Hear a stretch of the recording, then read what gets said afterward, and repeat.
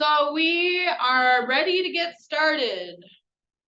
Thank you for joining us as we move these meetings to quarterly. It's really helpful to be able to kind of just pack in a bunch of information.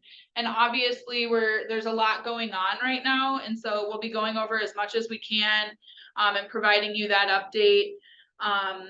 So let's move through this. I'm gonna do roll call. And are you tracking? Okay.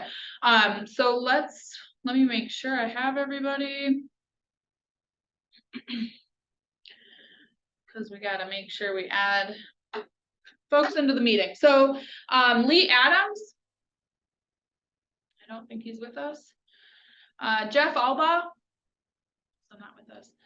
Paul Egnatuk will be joining us later. Sonia Elder. Dr. Monique French. Present. Thank you. Jim Hadsma, I didn't see him. I heard from Mark Kale, he won't be joining us. Tommy Miller. Angela Myers.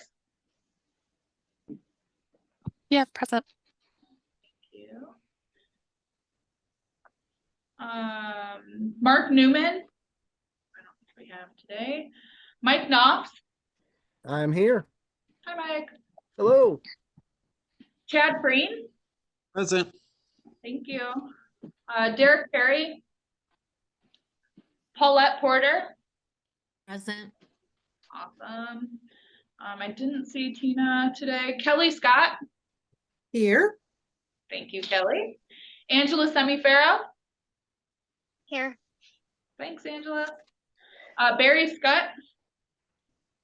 Haley Snyder. Here. Thank you. Kathy Zenda Wilson. Dr. Paul Watson. Here. And Lori Upright. Here. Awesome. Good group today. Okay, so we will move right into approval of the minutes. I did send those along with the agenda. Assuming we don't have any changes, or if we do have any changes, I'll take a motion to approve those.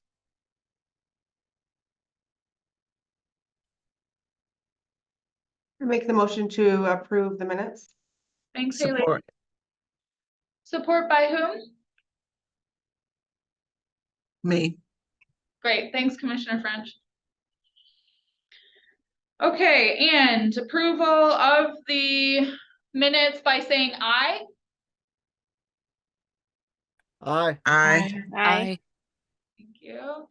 Any opposed? Great, all set. Thank you. Okay. So number 3 is a BEAD update. So just as a reminder, BEAD is the big upcoming grant opportunity that is from the NTIA through the federal government and then routed through the Michigan High-Speed Internet Office, MyHigh. In Michigan, we have $1.556 billion coming to the state for the expansion of fiber networks, mostly. The goal is to ensure that all people have access to high-speed internet. And so this is the process. The BEAD grant is the process of doing that. Lynn and I have been very, very engaged in this process, especially because it's really starting to take shape. There are 2 volumes that the Michigan High-Speed Internet Office has released. And what those do is those explain how this entire grant process is going to work. Volume 1 is specifically about the MAP challenge process, which is the process of identifying what households are eligible for BEAD funds. It also includes some things about community anchor institutions, which is literally what this kind of entity is called, because there's an opportunity to try to get community anchor institutions funded. So volume 1 includes all of that. It's especially the MAP challenge process, which we're going to spend a lot of time on today.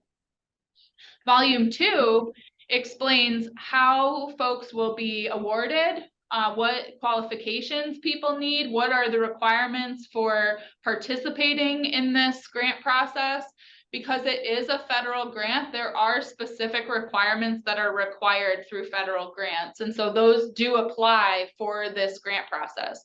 So things like fair wages, and other elements that are required in these grant processes, we will have to follow for, anyone who receives these funds will have to follow.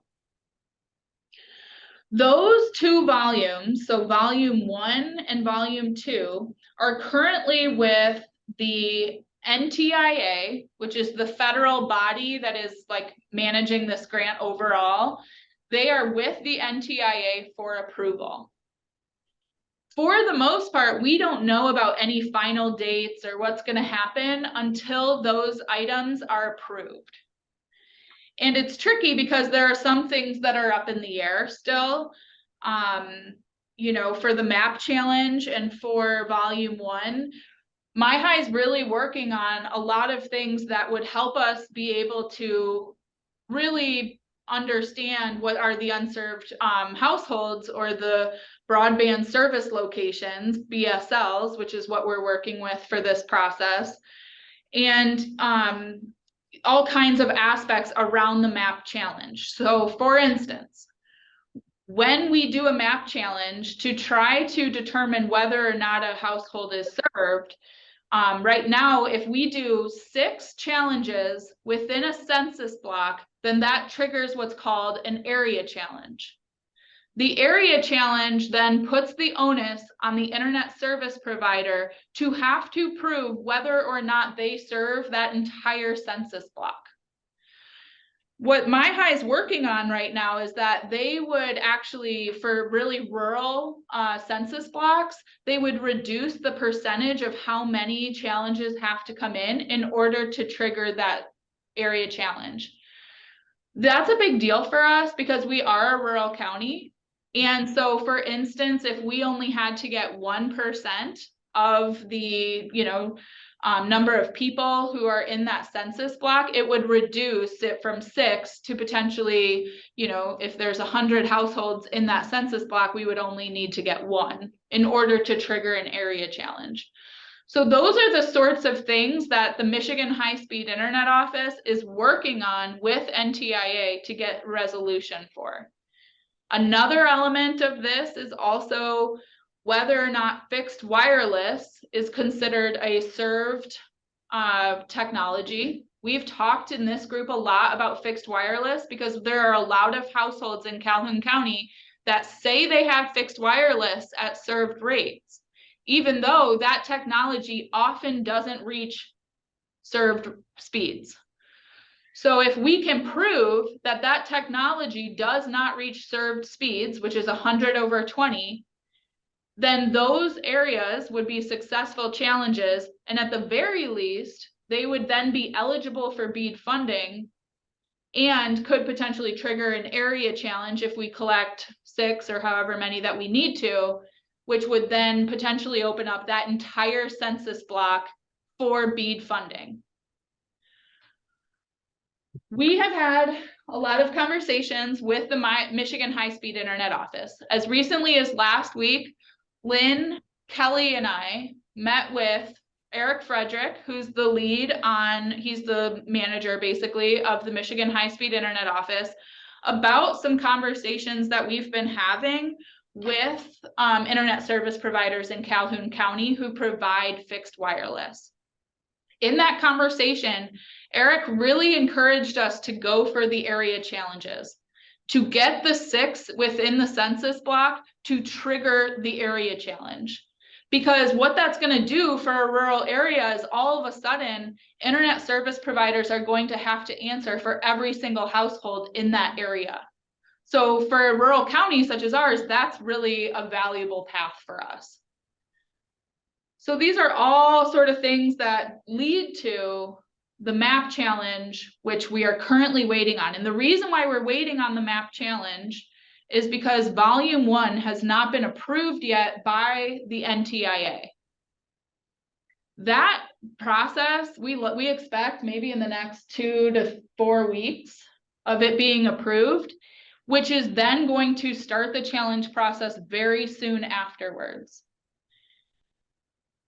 So I'm gonna pause here because we're gonna get more into the challenge process. But I'm curious if there's any questions so far. I mean, this is a lot. It's like really complicated also. So I just want to make room, especially around bead, all of the stuff about that we're talking about related to the map challenge is just to understand what households are eligible for bead funding, in our case in Calhoun County. And the challenge process is a way for us to be able to identify, especially because a lot of technology says it's at served rates. We need this challenge process to really check that and check whether that's accurate. And then ideally, we're maximizing the potential funds that Calhoun County can receive from the BEAD grant once that opens mid-year in 2024. Are there any questions about the BEAD process? So Lucy, oh, I'm sorry. Go ahead, Monique. Oh, Lucy, can you tell me what the BEAD actually stands for again? The acronym BEAD, what that stands for again? Yep, it's broadband, equity, access, and deployment. So it's kind of like a list. There's some commas in there. Thank you. Mm-hmm. Lucy, I was just going to add that I think this is the right number, but we think that there's about 5,000 residents who only have the fixed wireless. They don't have a wired option. And so they would just be stuck with, they could potentially be stuck with that as the only option. If, let's say, we had Comcast or another provider say, hey, I want to apply to cover all of the unserved addresses in Calhoun County, they wouldn't be able to include those addresses. So that's really the importance, is to try to say, we want options. Some people might be okay with fixed wireless, it might be cheaper, whatever, but to the extent that competition is good and choices are good, that's really a big, 5,000 is a lot of people out of the total unserved population that we have. Thought it was 10,000, but either way. Yeah, I think it's 10,000. 10,000 that only have fixed wireless? Yes, Yeah. exactly. Yep. Okay, so even worse. And honestly, Kelly, one place that we saw, and I actually just mentioned this out loud to Haley, but one place that we were surprised today, we did a lot of map work. I'll be pulling up a map to take a look at regarding the challenge. But the city of Albion is a really interesting case study, because right now it says that there are 2 providers for broadband in the city of Albion. One is WOW, and the other is Mercury Wireless, so fixed wireless via Mercury broadband. The WOW amount, the WOW data is actually underserved. So it's under that 100/20. But Mercury Wireless is saying at 120, and 120 is what's considered served. So that's a really good example, Kelly, where, right now, the option is, a fixed wireless, or, WOW, which even WOW is kind of admitting on the FCC that it's under, served speeds.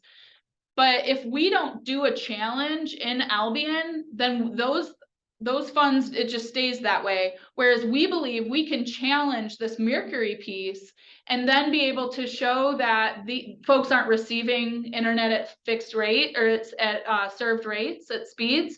And then what that will do is that will open up all of a sudden the city of Albion for BEAD funds to bring fiber to the city of Albion. Lucy, and you said the second provider was Mercury Wireless? Yes, Mercury Wireless.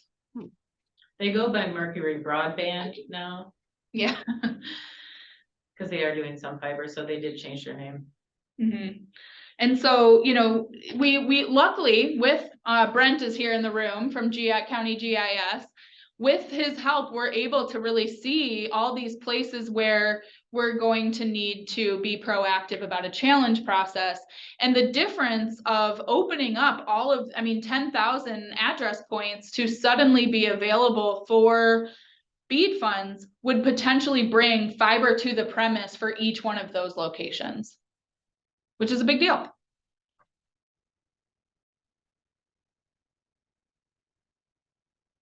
So that's you know, that's kind of a very big overview of, the BEAD grant. I mean, it's also kind of focused on the challenge, just because I'll admit that's very much where my head is at right now, because, you know, when it comes to what's going to happen after the challenge process, we will then be having conversations with internet service providers to look at of our, you know, at that point, we'll have a list of what are the eligible households in Calhoun County. And so with internet service providers, we'll be looking at who might be able or willing to apply for BEAD funds in order to bring broadband into those locations. And in almost every case, the goal is fiber. I mean, we've talked with MyHigh and they agree fiber is the goal with these BEAD funds, so that we know that we have the smartest technology and the most capable technology available. So that's what will happen after that. We anticipate, at least right now, although timelines keep getting pushed back, we anticipate right now that it'll be mid-year, in June or July, when the application process will open.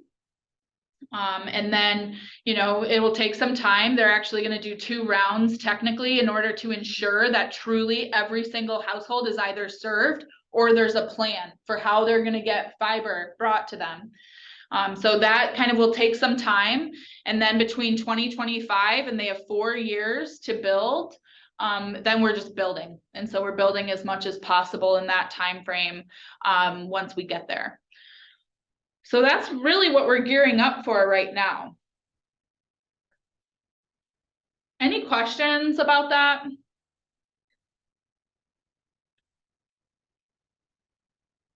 Okay. I'm going to start talking now specifically about the challenge. The challenge is a really, really funky thing. And, you know, if you read our informational update, we gave some information in that about how it works. But, you know, one thing, I'll just give you an overview of how the challenge works. So there are probably, I'm going to just focus on 2 types of challenges. You can also test latency and, you know, kind of like whether or not your internet slows down. That's what latency is, you know, but what we're really focused on are 2 things. One is availability.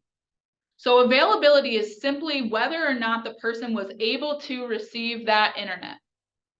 We believe, and so does MyHigh, in fact, I think MyHigh believes it even more than I do, is that people are actually getting turned down to get the internet that they you know, might want, or that the FCC says that they are capable of receiving, or that is serving their address. And so they anticipate we're going to find folks who have tried to sign up for Mercury, for instance, or another internet service provider, and were turned down. And if that was the case, if they have a turn down, like if you know, the internet service provider said, no, we don't serve that area within the last 180 days or so, then that counts as a challenge, as a successful challenge for that area. So that's one type of challenge. And that's significant because, you know, if I'm going to change the name of some internet provider, so we're not naming anyone in particular, but like, let's say Acme, you know, the internet service provider Acme is saying on the FCC maps that they serve the city of Albion, and the city of Albion is having residents who are saying, I've tried to get internet from Acme and they tell me it doesn't work. Then even if we get 6 within a census block, that does that area challenge that we mentioned, where all of a sudden the internet service provider has to prove that they offer service in the entire census block. So that's one type that we'll be pursuing in our hunt. The other type is a speed challenge. And so that kind of leads more into what I've already mentioned, and especially for the sorts of technology that we're talking about is the sort that I'm kind of interested in. And the speed test literally tests the upload and download speeds of the internet for this person, and to see whether it's 100/20. The tricky thing about it is that per NTIA requirements, in order for a speed test to be approved and successful, the person has to do it 3 times within 30 days. No, 3 days. Within 3 days? Maybe it's 30 days. I think sorry. it is. I think it is. Yeah. They have to do it 3 times within a certain amount of time period. And they have to do it between the hours of 7 and 11 p.m. That's just really wild to think about. And the nice thing is, so that's how we do a speed challenge. I do think that is where we're going to have the most success, just based on the sort of technology. The tricky thing is that these challenges are also based on who the internet service provider is. So in order to trigger an area challenge for speeds, we have to have 6 people using Acme internet service provider in order to trigger the area challenge. We can't just do any internet service provider. It has to be the same internet service provider of all 6 people in that census block in order to trigger the area challenge. So it's just layer upon layer of complication, but that's how it works. And, you know, we do think that there's potential here. So what we are doing is we are actively working with Merit. So you've heard of Merit, especially if you've been on this task force since the beginning. Merit is the organization that we did an initial survey of county residents with. They did a speed test as well. So this is really in their wheelhouse in terms of trying to get an understanding of what is internet service like in a specific area. And so Merit has really stepped up in this challenge process and is going to offer a website that guides people through that availability challenge and also through the speed test challenge. The nice thing about Merit's tool that they're using for that is that when you go to do that speed test the first time, it actually saves a plugin into your browser. And then in the background, just as long as you have your computer open and your Wi-Fi connection on and your browser open, which happens, right? As long as you have that, then it'll run those 3 tests in the background. And so you don't have to remember to go in there and do the challenge. It happens in the background on your computer automatically. And so then, and so that's kind of a nice thing about the Merit tool. MyHigh also has a speed test tool as well, which I anticipate, I'll be honest, I anticipate offering that as well, because I don't think that everybody's going to feel comfortable adding a plugin to their browser. Just based on how the challenge went the first, or, you know, when we were doing speed test the first round, folks are a little nervous about government asking these questions. And so we'll provide options for how people want to do their speed test.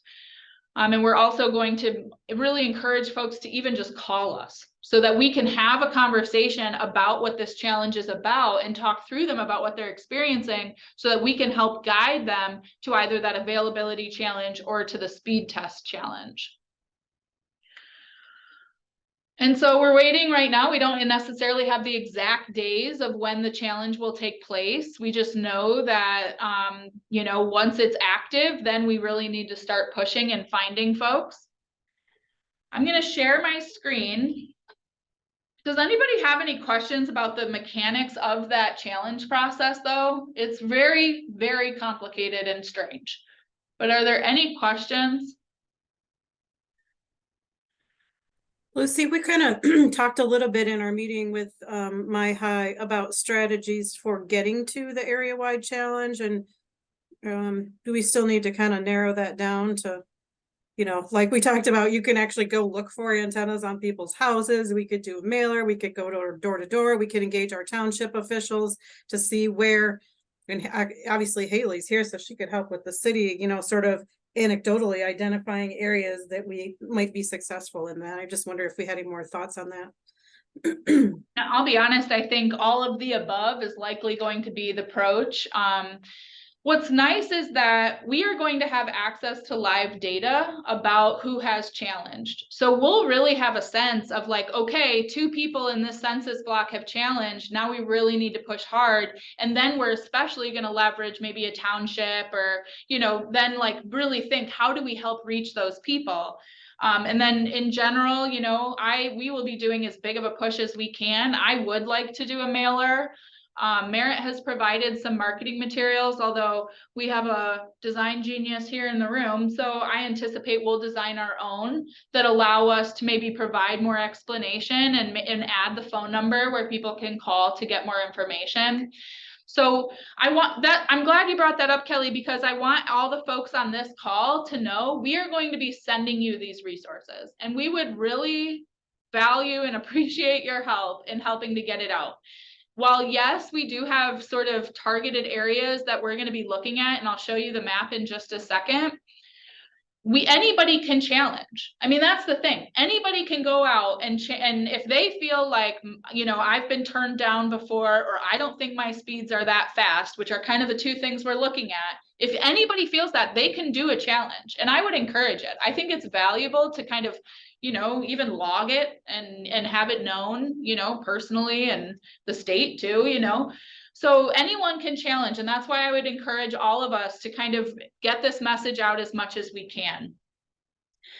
As far as who we will be targeting. Okay, so I'm sharing my screen.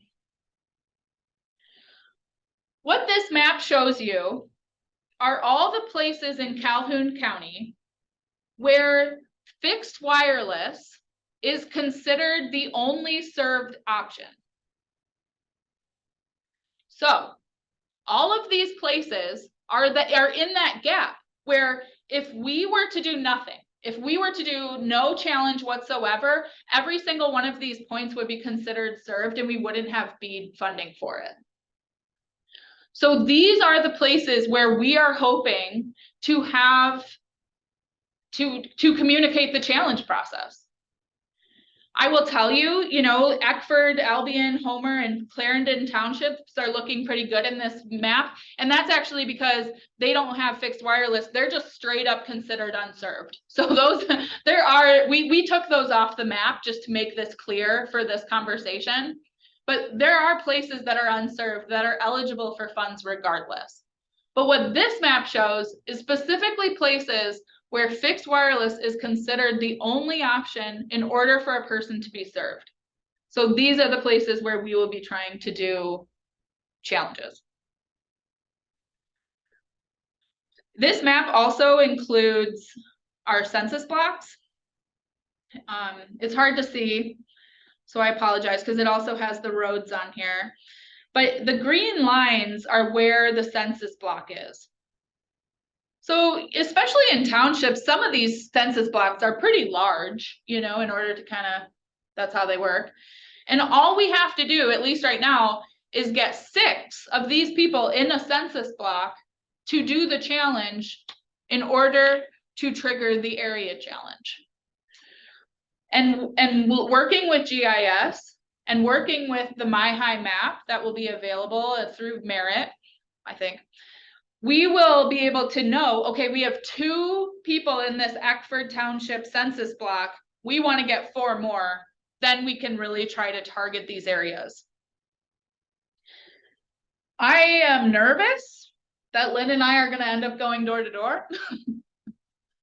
But ultimately, though, you know, we're going to try our best. I think, you know, another option could be targeted advertisement.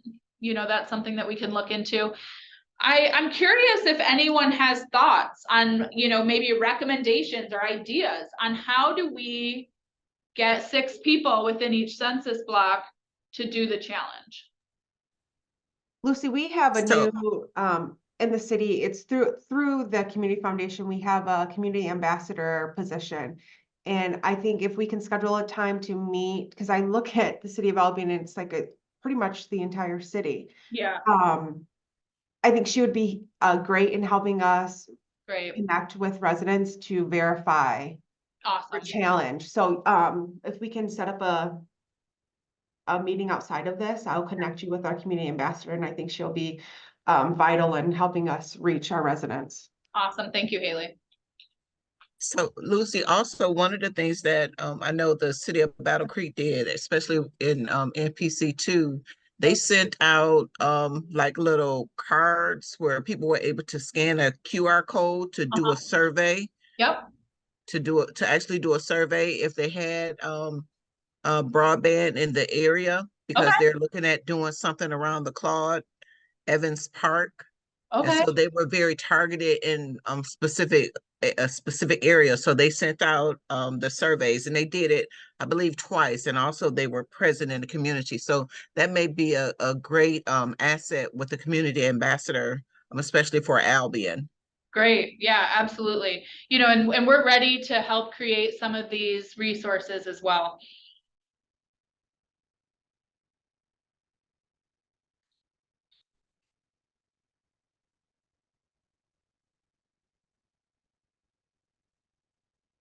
Any other thoughts?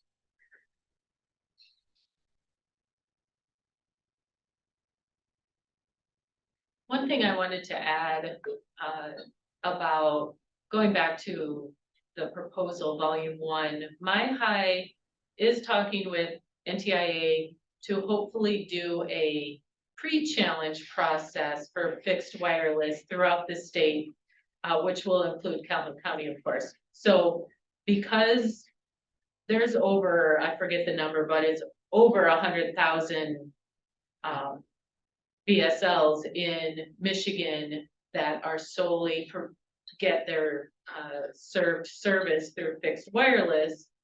My High is very aware of the fixed wireless problem here, and so they are in talks with NTIA to do a challenge where they get the information from NTIA, but then My High actually runs a challenge process through the fixed wireless providers, basically checking their websites to see if those areas are considered served. So kind of double checking that information with the fixed wireless companies. Fixed wireless has not been very forthcoming in giving out any of their information. We've tried to get information from them unsuccessfully, but also the state has also tried to get information, whether subscriber numbers or infrastructure data from fixed wireless companies have not been able to do so. So they feel our pain here definitely, and so they're trying to work with NTIA to try and fix that before the process even starts at the local level for the challenges. It's really been a pretty awesome process, I must say, of working with My High, and it's just really interesting seeing the way that everybody's really working on this problem. We have merit working groups once a week at this point now, where we're meeting with merit to learn more about how we're going to do this. And there's folks from all over the state, including the Upper Peninsula, including, you know, really urban areas, who are on this call working towards this. We met with Merit also just for Calhoun County, so that way we were all on the same page with them about what our specific needs are. Because, you know, you look at this map, it's a lot of folks that we're going to try to challenge. And, you know, these are folks who right now, it's actually just one provider. I'll be honest, it's one provider that, you know, every single one of these folks that don't really have any other options. I mean, we literally took off any BSL, so broadband service location or household, essentially. We took off any household that is served by other technology. So this map shows that places that are not served by anyone else except for fixed wireless. So that's our concern, and that's our focus for this process. I think it helps show, you know, the what we're working with and the process that we're about to embark on, and it likely will be before our next broadband task force meeting. So you'll hear from us with materials to send out, and please know, you know, our door is open. If you come up with an idea while you're walking the dog or, you know, anything like that, we really would take it, because we're going to have to get creative. And luckily, you know, our partners, even the state, but also Merit, are giving us access to data so that we can kind of know how we're doing along the process and know how close we are to these area challenges. And that's what we're going to work towards. Lots to think about. Lots to think about. It like makes me lose sleep at night. Like as a communications professional, I'm like, this has to be a joke, you know, because the thing is all of these challenges have to be specific to the technology as well as to the company, to the internet service provider. So we had a meeting with Merritt this morning, and I literally said, I feel like, you know, not only is it a needle in a haystack, it's like an antique needle, you know, that like is only like I just think it's really challenging. And so we appreciate your help.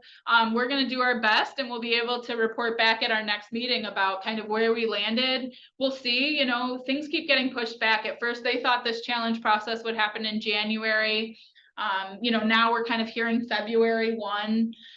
So we'll see where we're at, but I do anticipate that, you know, we'll just keep chipping away.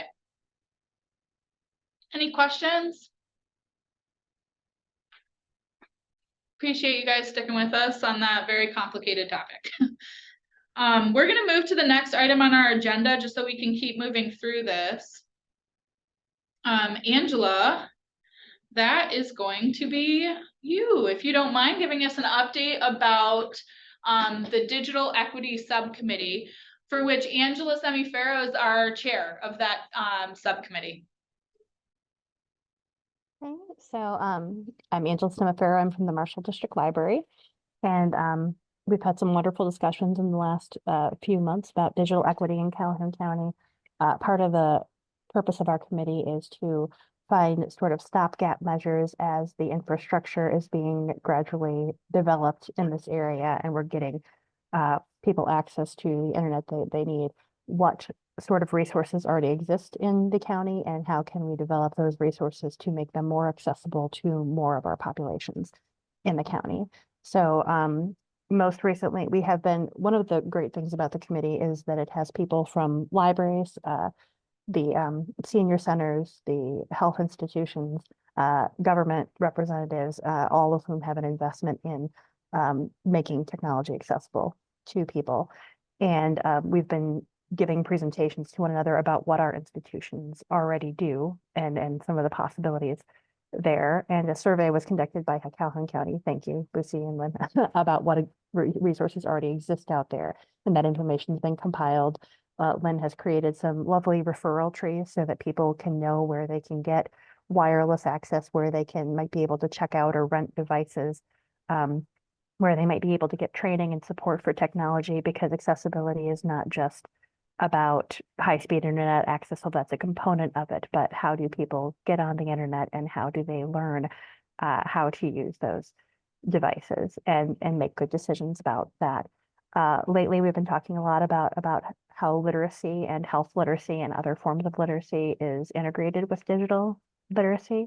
And so we've created some goals for 2024 concerning the things we'd like to achieve with that. So one of the things we'd like to do is educate our communities about the digital literacy resources that already exist out there in Calhoun County.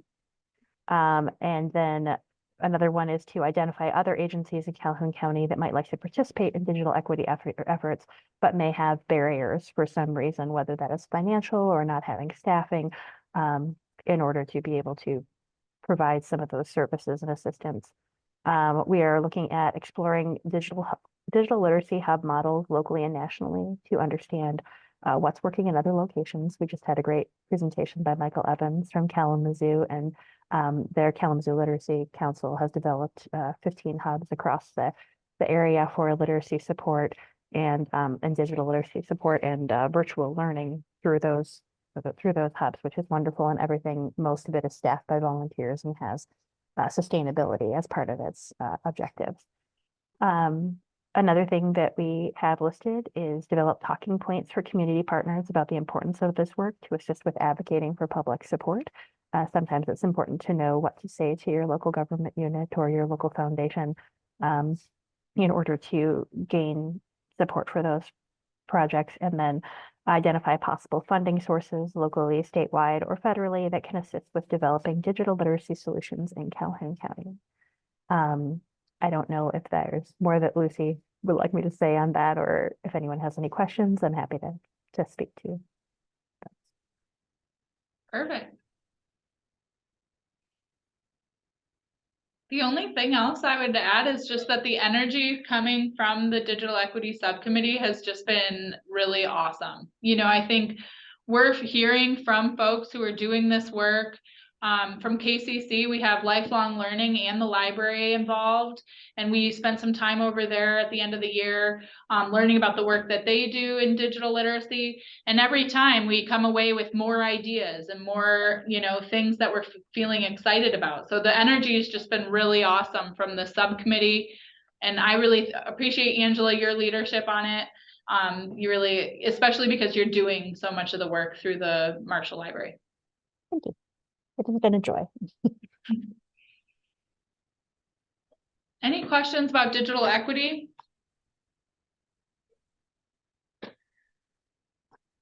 Another thing I would say, just to reiterate what Angela said, was about, we heard recently from Kalamazoo, Michael Evans, who's the executive director of the Kalamazoo Literacy Council, and they just have an amazing program over there in order to make these, like Angela was saying, the 15 hubs available. We learned so much from that conversation, and just really, it was really inspiring to see the way a local community is finding ways to make access to devices, to information about getting online available.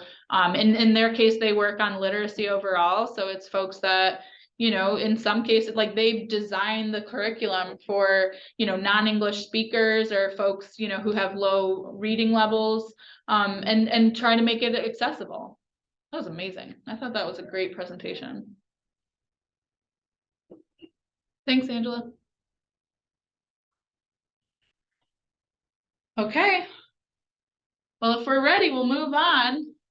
Next we have Mike Watsa to give us kind of a legislative, what was the second word you used, Mike? I was like, ooh. Regulatory, sorry. Regulatory. Oh, just awesome. Regulatory update. Well, give me an inch, I'll take a mile. Well, thanks. Thanks for having me. Nice to get together again. So just very quickly, I did provide Lynn and company with an update and some notes that provide some resources for you folks, which I think they're going to share with you since I sent it to them about 10 minutes before the meeting. So in terms of legislative issues, the Michigan legislature, if you recall, last spring, we successfully opened the door to having BEAD money available directly to municipalities, including counties, which had previously been closed by our friends at AT&T and company at the legislature. So we fixed that problem in the appropriations process, and currently, and so the door's open. There is still some work to be done. PA 224 from 2020 was also a door on that issue, which we need to address at some point. But at this juncture, there's no activity on that. And then the PROPS process coming this spring, we will have to make sure that the legislature picks up the same language that we used last PROPS session in order to make sure that that BEAD money is still available directly to municipalities. Also up in the Michigan legislature, it really is a side issue to this group, but it's a relevant issue from the telecom world. There's an effort by Netflix and DirecTV to exempt streaming video from the normal, usual cable video fees that are assessed by local communities. It equals about $100 million a year. And if their legislative effort is successful, the other providers who have been paying those monies, about $100 million a year, will claim that there's discrimination, and we can anticipate an end to those payments. It's a big bunch of money every year. So we are fighting that effort. When I say we, I mean ProTech in particular, with support of all our friends, including Calhoun County. In Congress, there is the 357 American Broadband Deployment Act, which threatens to bounce local communities, including counties, right out of the business of telecommunications Its impact on BEAD and so on would be interesting to see, but it's very broad and basically frees telecoms to do whatever they please within our boundaries. Again, there's some resources, a letter of opposition that's contained in the notes that I've provided to Lucy and Lynn and Kelly. Also, Congress is very interested in, and there's a bill been presented to extend ACP. ACP is something that the county has worked on very closely because it was something that was within its reach to make sure that folks in the county knew about the ACP program, which provides, I think it's $35 to $50 per month to folks who need that kind of help to provide them with internet access. And at one time, there was also $100 for computers available. The original funding a couple of years ago was $14 billion for that. And that money is about to run out in a couple months. And so the FCC has been making a lot of noise about we need to ramp up those dollars, and both the FCC and Congress have addressed that. And there's a bill right now to add $7 billion to that fund, keep it rolling for another year or so. And there are resources in support of that effort. The other thing the FCC is up to is net neutrality. Some of you may be familiar. It's tangentially connected to BEAD and so on. And the effort is to try and impose some governmental restraint on the big ISP monopolies. And again, I provide you some more resources if you want to follow that up or write a letter in support to the FCC or Congress. And that concludes my subject to questions. Any questions for Mike? I would especially call out that concern about the Affordable Connectivity Program, the ACP. You know, I will say I'm concerned because FCC, you know, released a memo about winding down the program. And we've spent a lot of time and a lot of, you know, even analysis around how ACP is often the only pathway to making broadband affordable. Internet service providers don't offer affordable solutions. And so the ACP is the pathway. And now, you know, FCC is literally saying that they're winding it down. Although I appreciate the, you know, even the framing, Mike, that there is a bill and hopefully that would pass. Yeah, of course. And yes, thanks, Lucy. And of course, the problem is, as we all know, I suspect Congress is an interesting place these days. So the prospect of getting that passed, hard to know. There's some suggestion that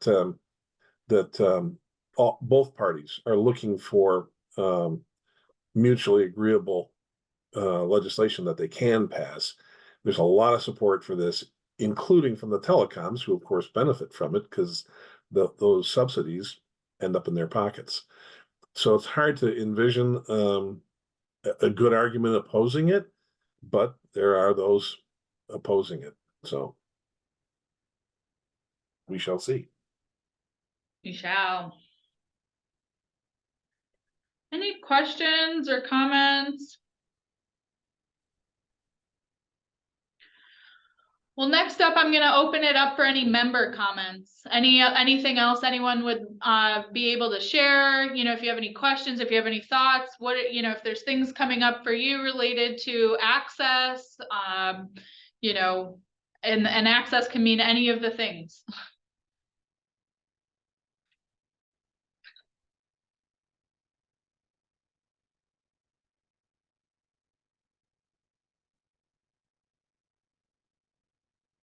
I'd also open it up if anyone it looks like we have someone calling in, and technically this is also citizens' time too, so if someone calling in wanted to speak, you are welcome to. Lucy, I know Art Kale was having trouble getting in, so he may actually be on a phone. Okay. Oh, yep, I'll bet it is. Yeah, that's great. Glad Art was able to join us, I know.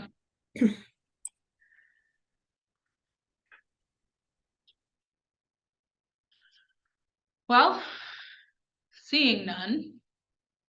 I want to thank you guys again for joining us for this. There's a lot going on.